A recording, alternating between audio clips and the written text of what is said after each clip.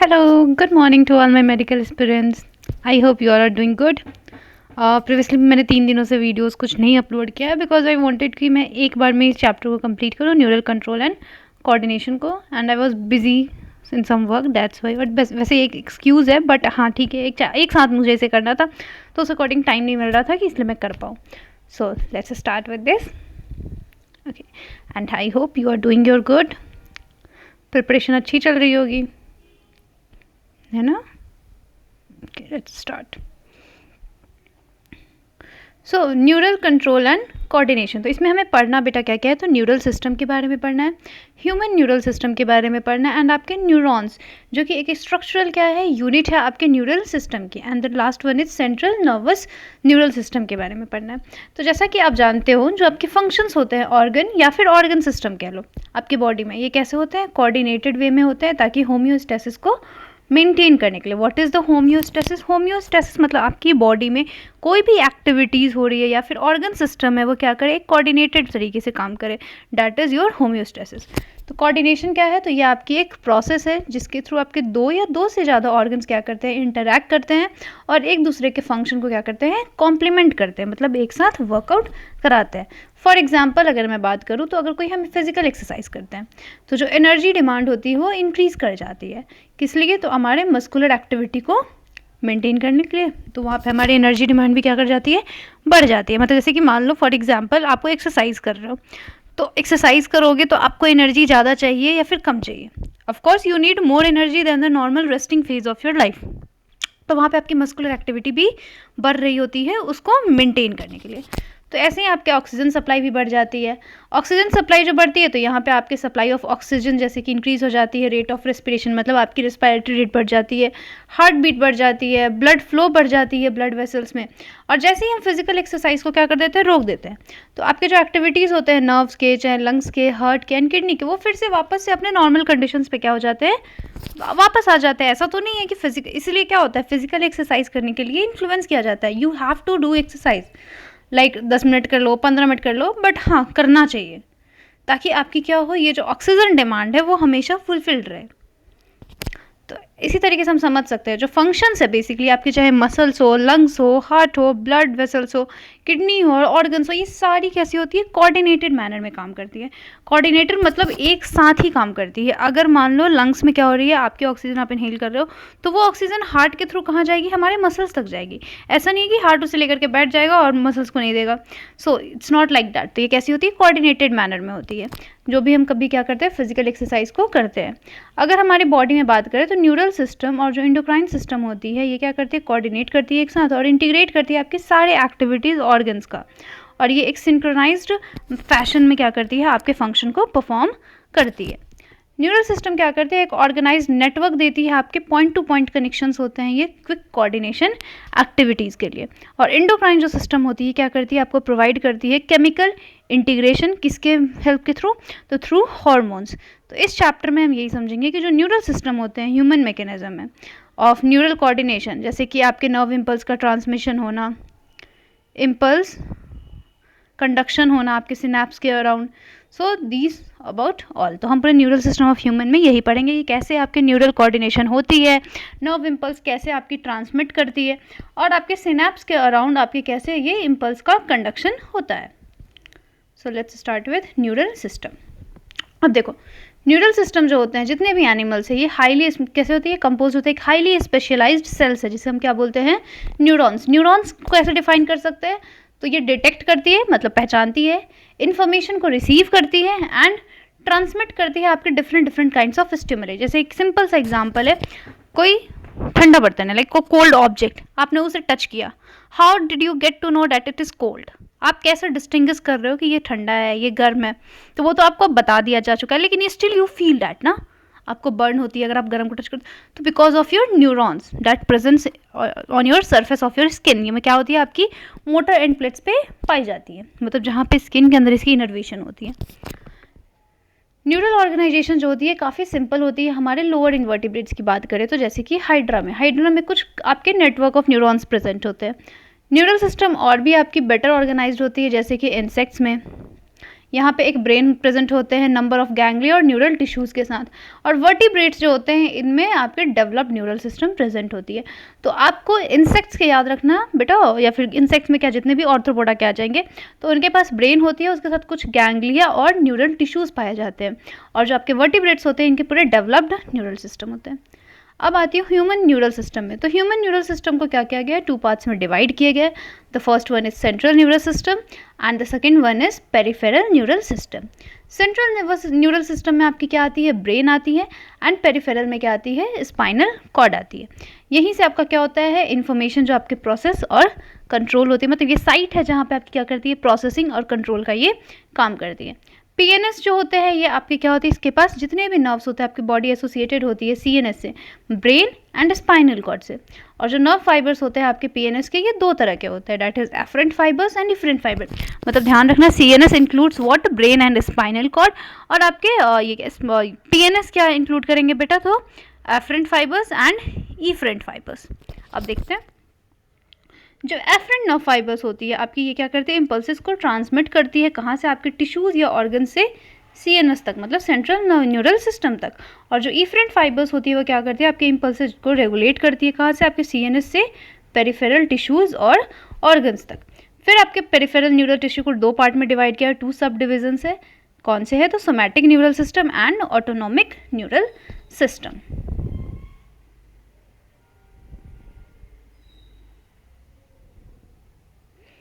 अब देखो, जो सोमैटिक न्यूरल सिस्टम होते हैं ये इम्पल्सेस के लिए किस पर डिपेंड होते हैं, ऑन द सीएनएस। ठीक है, मतलब वो कहाँ से आती है, सीएनएस से आती है, फ्रॉम सीएनएस और आपके स्केलेटल मसल तक। लेकिन जो ऑटोनॉमिक न्यूरल सिस्टम होती है ये इम्पल्सेस जो होती है कहाँ से ट्रांसमिट होती है, from CNS to involuntary organs, मतलब जो आपके कंट्रोल में ऑर्गन्स नहीं है, जैसे कि स्टमक, हार्ट, लंग्स, ये सब क्या है, किडनी, ये सब के फंक्शंस आपके कंट्रोल में नहीं है, they are the involuntary organs. तो इसको कौन आपकी सप्लाई करती है, तो that is your autonomic neural system, इसलिए इसको बोलते हैं ऑटोनॉमिक, मतलब खुद ब खुद कर लेती है। ठीक है, तो ये हमारी सीएनएस से कनेक्टेड होती है, ब्रेन सिग्नल इसे भेजती है, एंड कुछ हमारे स्मूथ मसल्स बॉडी के। और ऑटोनॉमिक नर्वस सिस्टम जो है वो भी फर्दर क्लासिफाइड है, sympathetic neural system and parasympathetic neural system. जैसे आपको अब पता है सिंपैथेटिक आपकी कब एक्टिवेट होती है, तो फाइट और फ्लाइट के दौरान, मतलब जब आपको एंगर आती है उस टाइम पे वो एक्टिवेट होती है। पैरासिम्पैथेटिक जो आपके नॉर्मल रेस्टिंग फेज में रहती है। अब नेक्स्ट है आपका विसरल नर्वस सिस्टम। तो विसरल नर्वस सिस्टम भी क्या है, पार्ट है आपके पेरिफेरल नर्वस सिस्टम का, जिसमें आपके पूरे complexes of nerves, fibres, ganglia, plexuses देखने को मिलते हैं, जिससे इम्पल्स ट्रैवल करती है हमारे सेंट्रल नर्वस सिस्टम से विसरा तक, and from viscera to central nervous system. तो इस तरीके से आपके विसरल नर्वस सिस्टम में होती है। तो आप I think central nervous system समझ गए होंगे, ऑटोनॉमिक नर्वस सिस्टम समझ गए होंगे, नहीं sorry, peripheral nervous system. Peripheral nervous system आपके 2 पार्ट में बांटे गए हैं, सोमैटिक न्यूरल सिस्टम, मतलब इसको ऐसे याद रखोगे तो nervous system divided into 2 parts, CNS, PNS. CNS में आपकी क्या है, brain and spinal cord. PNS के पास 2 तरह के नर्व्स होते हैं, बट इनमें भी 2 टाइप्स होती है, one is somatic nervous system and the other one is autonomic nervous system, मतलब एएनएस। और एएनएस के भी आपके 2 टाइप्स होते हैं, डैट इज बेटा sympathetic nervous system and parasympathetic nervous system. तो ये इतना ही पार्ट होगा। ठीक है, तो नर्वस सिस्टम के आपकी क्लासिफिकेशन ये होगी, हाउ इट्स मूव्ड, कैसे ये मूव कर रहे हैं, या फाइन, इट्स फाइन।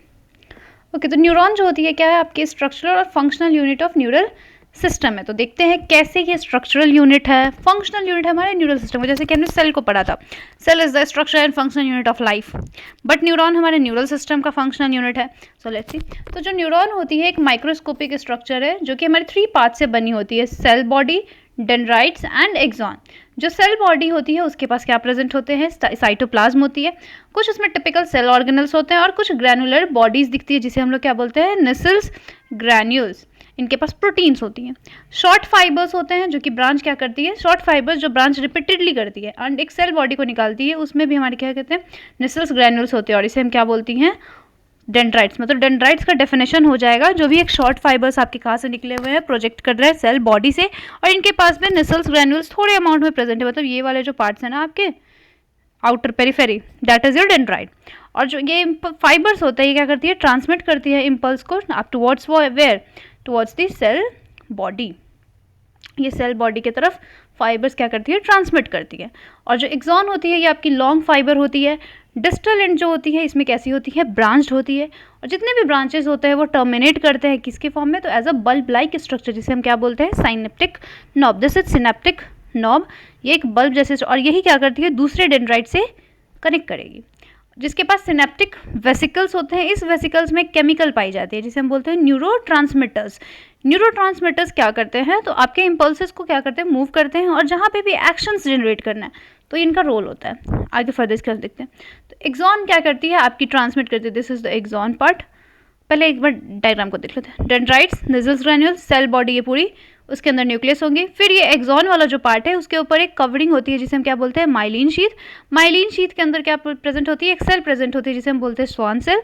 और जहाँ पे भी ये क्या करते हैं, पॉइंट्स है, मतलब दोनों के अटैचमेंट पॉइंट्स है, दो माइलिन शीथ के बीच का जो पॉइंट होता है उसे हम लोग बोलते हैं नोड ऑफ रेनवियर। और एक्सॉन जहाँ एंड करती है उसे हम लोग एक्सॉन टर्मिनल बोलते हैं। और जहाँ पे टर्मिनेट पूरी तरीके से, दैट इज सिनेप्टिक नॉब।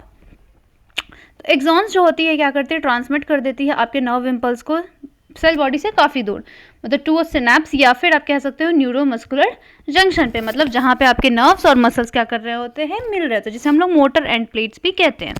अगर हम number of axons and dendrites के बेस पे बात करें तो जो न्यूरॉन्स होते हैं आपके 3 टाइप्स में डिवाइडेड है।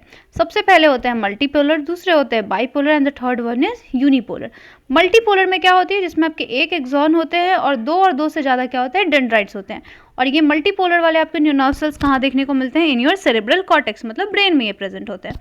बाईपोलर की बात करूँ तो इसमें एक एक्सॉन होगा और एक ही डेंड्राइट होगा, और ये कहाँ पे देखने को मिलती है, तो रेटिना ऑफ आई, मतलब आईज में देखने को मिलती है। एंड यूनिपोलर कहाँ होती है, तो जो सेल बॉडी होती है इसमें 1 एक्सॉन के साथ प्रेजेंट रहती है। तो ये हमारी ज़्यादातर एम्ब्रियोनिक स्टेज में यूनिपोलर न्यूरॉन्स देखने को मिलते हैं। तो हमारे पास 2 तरह के एक्सॉन्स भी होते हैं, एक होते हैं माइलिनेटेड एंड एक होते हैं नॉन माइलिनेटेड। मतलब ये जो माइलिन शीथ आप देख रहे हो ना, ज़रूरी नहीं है कि सारे के सारे आपके नर्व्स में ये माइलिन शीथ प्रेजेंट ही हो। तो जहाँ पे ये माइलिन शीथ प्रेजेंट होती है उसे हम लोग क्या बोलते हैं, माइलिनेटेड बोलते हैं। और जहाँ पे ये नहीं होती है that is called non myelinated. तो जो आपके माइलिनेटेड नर्व फाइबर्स होती है वो इन्वेलप्ड होती है किससे, स्वान सेल से, जो कि क्या बनाती है, माइलिन शीथ एक्सॉन के अराउंड। और जो गैप्स होते हैं आपके 2 एडजेसेंट माइलिन शीथ के बीच में उसे हम लोग क्या बोलते हैं, नोड ऑफ रेनवियर, जो कि मैंने बताया 2 माइलिन शीथ के बीच में जो गैप बन रही है that is called nodes of Ranvier. Myelinated जो नर्व फाइबर्स होते हैं वो कहाँ पे आपको देखने को मिलेंगे, तो स्पाइनल एंड क्रेनियल नर्व्स। और अनमाइलिनेटेड जो नर्व फाइबर होते हैं वो कहाँ इनक्लोज होते हैं, तो स्वान सेल से, जो कि हमारे माइलिन शीथ को नहीं बनाते। और ये कॉमनली कहाँ होते हैं, तो autonomous and somatic neural systems में देखने को मिलते हैं। मतलब अगर मैं बताऊँ तो माइलिनेटेड आपके CNS का पार्ट है and non myelinated is a part of PNS है, बिल्कुल है, ठीक है। अब देखते हैं कि हमारा इम्पल्स कैसे जनरेट होती है। पानी का बॉटल लेना ना, 1 मिनट, एक्सक्यूज मी।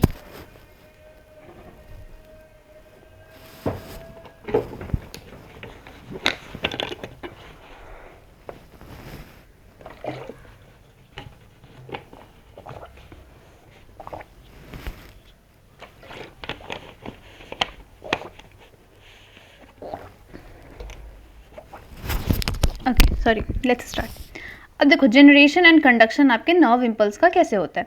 तो जैसा कि न्यूरॉन्स जो होते हैं एक्साइटेबल सेल्स होते हैं, क्योंकि इनकी जो मेम्ब्रेन होती है वो एक पोलराइज्ड स्टेट में रहती है। तो आप जानते हो क्यों इसकी मेम्ब्रेन जो होती है न्यूरॉन की वो पोलराइज्ड स्टेट में होती है। तो देखते हैं, तो यहाँ पे क्या होती है, बेसिकली आपके different types of ion channels present होते हैं न्यूरल मेम्ब्रेन के अराउंड, जिसकी वजह से आपके जो नर्व सेल्स होते हैं या फिर न्यूरॉन्स होते हैं वो कैसे स्टेट में रहते हैं, पोलराइज्ड स्टेट में रहते हैं। और ये जो आपकी आयन्स होती है कि चैनल, जो ये आयन चैनल्स है, ये सेलेक्टिवली परमिएबल होते हैं। सेलेक्टिवली परमिएबल मतलब ये कुछ आयन्स को ही अपनी तरफ क्या कर देते हैं, मूव करने देते हैं। तो ये सेलेक्टिवली परमिएबल होते हैं हमारे डिफरेंट आयन से। और अगर एक न्यूरॉन जो है कंडक्ट नहीं कर पा रही किसको, किसी भी इम्पल्स को, दैट इज हम क्या बोलेंगे, रेस्टिंग फेज, तो जो एक्सोनल मेम्ब्रेन होगी, मतलब एक्सॉन की जो मेम्ब्रेन होगी वो कंपैरेटिवली मोर परमिएबल होती है किससे, पोटेशियम आयन से, एंड नियरली इम्परमिएबल होता है सोडियम आयन से। मतलब कि अगर एक्सॉन हमारे रेस्टिंग स्टेज में है तो आपकी सोडियम की क्या होगी, इनफ्लक्स होगी, मतलब सोडियम अंदर की तरफ जाएगा नर्व सेल के, और पोटेशियम अंदर की तरफ जाएगा एंड सोडियम बाहर की तरफ रहेगी, सॉरी इम्परमिएबल है ना सोडियम। सिमिलरली जैसे ही आपकी मेम्ब्रेन जो होती है इम्परमिएबल हो जाती है नेगेटिवली चार्ज प्रोटीन से, जो कि एक्सोप्लाज्म में प्रेजेंट होती है। तो एक्सोप्लाज्म जो होती है वहाँ पे आपके हाई कंसंट्रेशन ऑफ पोटेशियम हो जाती है एंड नेगेटिवली चार्ज प्रोटीन्स और लो कंसंट्रेशन ऑफ सोडियम हो जाती है। तो इसके साथ क्या होता है आपको देखने को वहाँ पे मिलेगा, जो फ्लूइड होती है एक्सॉन के बाहर उसमें लो कंसंट्रेशन ऑफ सोडियम होती है, लो कंसंट्रेशन ऑफ पोटेशियम होती है और हाई कंसंट्रेशन ऑफ सोडियम होती है। इससे हमारा कंसंट्रेशन ग्रेडियंट बनता है। जैसे ही ये कंसंट्रेशन ग्रेडियंट बनती है, यहाँ पे आपकी क्या होने लगती है, एक्टिव ट्रांसपोर्ट स्टार्ट हो जाता है आयंस के थ्रू। सोडियम पोटेशियम पंप बन जाते हैं जो कि ट्रांसपोर्ट करती है 3Na+ को बाहर की तरफ और 2K+ को सेल के अंदर। इसके रिजल्ट में आपको क्या देखने को मिलेगा, जो आउटर सरफेस होते हैं एक्सोनल मेम्ब्रेन में उसमें पॉजिटिव चार्ज हो जाती है, और जो इनर सरफेस है और जो उनकी क्या है नेगेटिवली चार्ज है, एंड देयरफॉर इसको हम बोल सकते हैं क्या कि ये पोलराइज्ड हो जाती है। ये रहे outer surface negative, inner surface positively, यहाँ से आपकी पोलराइजेशन क्या हो जाती है, शुरू हो जाता है। और ये इसी तरीके से कंटिन्यूसली आपकी कंडक्शन इम्पल्स के होते हैं। तो जो आपके इलेक्ट्रिकल पोटेंशियल डिफरेंस है जो रेस्टिंग प्लाज्मा मेम्ब्रेन पे, उसे हम लोग क्या बोलते हैं, रेस्टिंग पोटेंशियल, जो कि आपकी -70 मिलीवोल्ट होती है हमारे नर्व्स की।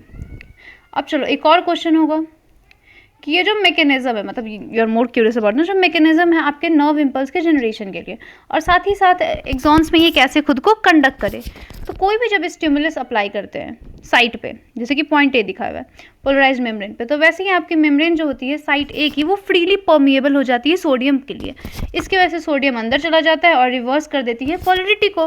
डैट मीन्स कि आप क्या कह सकते हो कि जो आउटर सरफेस होती है मेम्ब्रेन की, वो कैसी हो जाती है, नेगेटिवली चार्ज हो जाती है, और इनर सरफेस कैसी हो जाती है, आपकी पॉजिटिवली चार्ज होती है। जैसे ही पोलरिटी आपकी मेम्ब्रेन की साइड ए पे रिवर्स होगी, तो इसको हम लोग क्या बोलेंगे, डीपोलराइज हो गई है।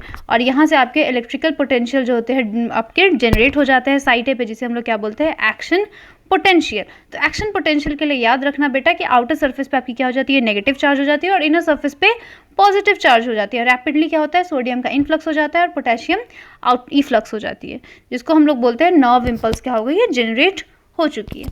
और इस साइड पे आपको इमीडिएटली क्या देखने को मिलेगा, जो एक्सॉन है वो उसके पास पॉजिटिव चार्ज रहते हैं मेम्ब्रेन में आउटर सरफेस पर, और नेगेटिव इनर पे रहते हैं।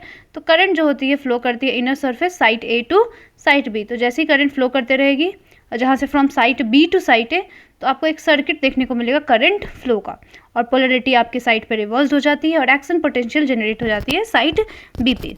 और ऐसे ही इम्पल्स जो हमारा एक्शन पोटेंशियल है साइट ए पे अराइव कर जाता है, जैसे ही साइट ए बी पे भी करती है। ये सीक्वेंस रिपीट करती है जब तक आपके लेंथ जब तक पूरे एक्सॉन को कवर अप ना कर ले, और इम्पल्स इसी तरीके से कंडक्ट होते हैं। इसके वजह से हमारे स्टिमुलस इंड्यूस्ड पर्मिलिटी हो जाती है सोडियम की, और एक्सट्रीमली ये शॉर्ट लिव्ड होते हैं, मतलब ये बहुत ही मिली सेकेंड्स में होते हैं, लाइक मिली भी छोड़ो माइक्रो सेकेंड्स में होते हैं। और इसमें हमारी क्विकली क्या हो जाती है, पर्मिलिटी K+ की भी बढ़ जाती है, और फ्रैक्शन ऑफ सेकेंड में आपके K+ जो होते हैं वो डिफ्यूज़ कर जाते हैं मेम्ब्रेन से बाहर, और रेस्टिंग पोटेंशियल क्या कर लेते हैं, रीस्टोर करते हैं। पिछला वाला क्या करेगा, रेस्ट कर लेगा, फिर आगे वाले में कंडक्ट ये होते जाएंगे। और ऐसे ही मेम्ब्रेन की साइड क्या हो जाती है, एक्साइट होती है, और फाइबर्स जो होते हैं आपके रिस्पॉन्सिव हो जाते हैं स्टिमुलेशन को लेकर के। तो इसी तरीके से आपकी क्या होती है, एक्शन पोटेंशियल का जनरेशन होता है। अब जब इम्पल्स पहुंच गया है कहाँ पे, सिनेप्स पे, अब ये सिनेप्स कैसे ट्रांसमिशन करेगी, तो समझते हैं ट्रांसमिशन ऑफ इम्पल्सेस। इम्पल्स की ट्रांसमिशन कैसे होती है, तो एक नर्व इम्पल्स ट्रांसमिट करती है हमारे वन न्यूरॉन टू अनदर, किसके थ्रू, तो हमारे जंक्शन, जिसको हम क्या बोलते हैं, सिनेप्सेस। सिनेप्स क्या है, तो ये हमारी कहाँ पे बनती है, तो ये मेम्ब्रेन से बनी होती है, pre synaptic neuron and post synaptic neuron के मेम्ब्रेन से बनी होती है, जो कि ज़रूरी नहीं है कि हमारी सेपरेट हो, एक गैप से ही मिच में और may not, that is called synaptic cleft. देखो ये रही, this is axon, axon terminal, axon terminal से देखो ये सिनेप्टिकल वेसिकल्स है, presynaptic membrane, postsynaptic membrane, बीच में सिनेप्टिक क्लेफ्ट है, एंड यहाँ पर रिसेप्टर्स प्रेजेंट है। चलिए तो इसको थोड़ा और समझते हैं। अब यहाँ पे दो तरह के हमारे सिनेप्सेस होते हैं, एक होता है इलेक्ट्रिकल सिनेप्स और एक होते हैं केमिकल सिनेप्स। तो इलेक्ट्रिकल सिनेप्स क्या होता है, तो जो मेम्ब्रेन होती है प्री और पोस्ट सिनेप्टिक न्यूरॉन्स की, ये काफ़ी ज़्यादा एक दूसरे से पास में होती है। इलेक्ट्रिकल करंट जो होती है वो फ्लो करती है डायरेक्टली वन न्यूरॉन से दूसरे थ्रू दी सिनेप्सेस। ट्रांसमिशन हो जाती है इम्पल्स के इलेक्ट्रिकल सिनेप्स में, जो कि काफ़ी सिमिलर होता है इम्पल्स कंडक्शन जैसे आपके सिंगल एक्सॉन में होता है। इम्पल्स इसी तरीके से ट्रांसमिट करते रहती है आपके इलेक्ट्रिकल सिनेप्स में, जो कि बहुत ही फास्टर होती है एज़ कम्पेयर टू हम देखें तो केमिकल सिनेप्स से। इलेक्ट्रिकल सिनेप्स जो होती है रेयर ही होती है हमारे सिस्टम में। अगर हम केमिकल सिनेप्स की बात करें, तो जो मेम्ब्रेन होते हैं आपके pre and post synaptic neurons, वो सेपरेट हो जाते हैं फ्लूइड फिल्ड स्पेस, जिसे हम लोग क्या बोलते हैं, सिनेप्टिक क्लेफ्ट। एक सवाल है यहाँ पे, क्या आप जानते हो कि जो प्री सिनेप्टिक न्यूरॉन होते हैं ये ट्रांसमिट करती है इम्पल्स को, जिसे हम क्या बोलते हैं, एक्शन पोटेंशियल, कहाँ पे, तो सिनेप्टिक क्लेफ्ट, आपके पोस्ट सिनेप्टिक न्यूरॉन्स में। हाँ बिल्कुल करती है ना, प्री सिनेप्टिक जो न्यूरॉन्स होते हैं एक्शन पोटेंशियल को पोस्ट सिनेप्टिक तक करती है, ठीक है। कैसे करती है इसका अब आंसर यहाँ लिखा हुआ है। तो जो केमिकल्स है ना न्यूरोट्रांसमीटर्स, यही इन्वॉल्व होते हैं किसमें, आपके इम्पल्स के ट्रांसमिशन में, इस सिनेप्सिस पे। जो एक्सॉन टर्मिनल्स होते हैं उनके पास क्या प्रेजेंट रहती है, vesicle filled neurotransmitters. These are the synaptical vesicles and they have the neurotransmitters. जैसे ही इम्पल्स मतलब एक्शन पोटेंशियल कहाँ पे, एक्सॉन टर्मिनल पे आती है, ये स्टिमुलेट कर देती है आपके सिनेप्टिकल वेसिकल्स जो है उसके मूवमेंट को मेम्ब्रेन के, और यहाँ पे ये क्या कर लेती है, फ्यूज कर देती है किसके साथ, आपके प्लाज्मा मेम्ब्रेन के साथ, और अपने रिलीज कर लेती है न्यूरोट्रांसमीटर्स को सिनेप्टिक क्लेफ्ट में। और ये जो रिलीज न्यूरोट्रांसमीटर्स होते हैं वो बाइंड कर लेते हैं स्पेसिफिक रिसेप्टर्स, जो कि यहाँ पे आपने देख रहे हो बेटा, ये आपके न्यूरोट्रांसमीटर्स है, जैसे कि एसिटाइलकोलिन हो गई, डोपामिन हो गई। तो ये यहाँ पे आके क्या कर देती है, आपकी रिलीज होती है, रिसेप्टर्स इसे कलेक्ट कर लेते हैं, और ये हमारी कहाँ पे प्रेजेंट होती है, तो पोस्ट सिनेप्टिक मेम्ब्रेन पे होती है। और ये बाइंडिंग जैसी ही बाइंडिंग होती है तो ये आयन चैनल को क्या करती है, अलाउ करती है कि एंट्री हो जाए आयंस की, और जिससे एक न्यू पोटेंशियल का जनरेशन होता है आपके पोस्ट सिनेप्टिक न्यूरॉन में। और न्यू पोटेंशियल डेवलप हो भी सकता है, वो आइदर एक्साइटेटरी हो सकता है या फिर इनहिबिटरी भी हो सकता है, डिपेंड करता है कि हमारी बॉडी क्या चाहती है, एक्साइट करना चाहती है या फिर इनहिबिट करना चाहती है। तो इस तरीके से आपके ट्रांसमिशन होते हैं इम्पल्सेस के। सिंपल अगर भाषा में समझोगे बेटा तो इलेक्ट्रिकल इम्पल्स आ रहा था, इलेक्ट्रिकल इम्पल्स ने क्या किया, केमिकल इम्पल्स में जनरेट किया। अब नेक्स्ट है आपके सेंट्रल न्यूरल सिस्टम। अब जो ब्रेन है ये सेंट्रल क्या है, इंफॉर्मेशन प्रोसेसिंग ऑर्गन है हमारी बॉडी की, और एक तरह से देखा जाए तो ये कमांड एंड कंट्रोल सिस्टम है। ये क्या करती है, कंट्रोल करती है आपके वॉलंटरी मूवमेंट्स, साथ ही साथ बॉडी बैलेंसिंग, आपके वाइटल इनवॉलंटरी ऑर्गन्स की फंक्शनिंग जैसे कि lungs, heart, kidneys, thermo regulation करती है। थर्मो रेगुलेशन मतलब टेम्परेचर को बेसिकली मेंटेन, हंगर आपके भूख प्यास, ससेरियन मतलब कि आपकी बॉडी की 24 आवर रिदम को मेंटेन करना।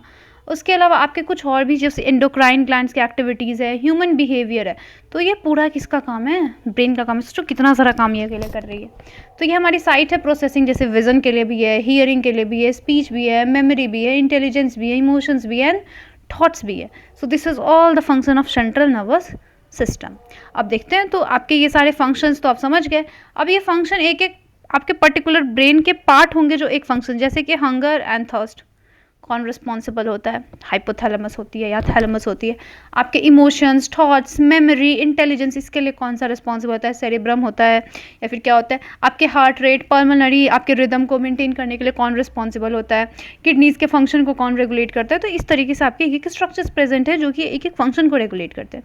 तो ह्यूमन ब्रेन जो होती है ये वेल प्रोटेक्टेड, मतलब अच्छे से प्रोटेक्टेड रहती है किसके अंदर, आपकी स्कल, जिसे आप क्रेनियम के भी नाम से जानते हो या फिर ब्रेन बॉक्स कहते हैं।